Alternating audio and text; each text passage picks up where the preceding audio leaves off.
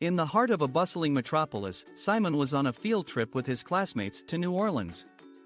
They were learning about the origins of jazz and the cultural significance of the city. Simon was fascinated by the music and the energy of the city. As they walked through the streets, they stumbled upon a small park where they saw a red panda sitting on a bench. Simon was amazed to see a red panda in the middle of the city. He approached the panda and introduced himself. The red panda's name was Avery, and he was a jazz musician.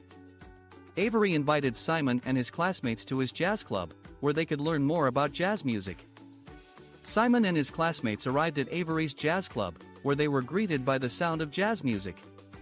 Avery introduced them to his band, and they began to teach them about jazz music.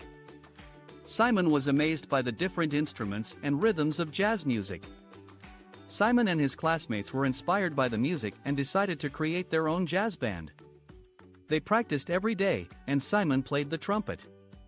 They were excited to perform at their school's talent show.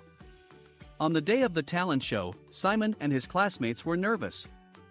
They had practiced for weeks, but they were still afraid of making mistakes. When it was their turn to perform, they took a deep breath and began to play. The audience was amazed by their music, and they received a standing ovation. Simon and his classmates were thrilled with their success. They had learned so much about jazz music and the cultural significance of New Orleans. They thanked Avery for inspiring them and promised to continue playing jazz music. In the end, Simon and Avery became great friends. They continued to play jazz music together, and Simon even taught Avery how to play the trumpet. They had a wonderful adventure together, and Simon would always remember the red panda who taught him about the magic of jazz music. The end.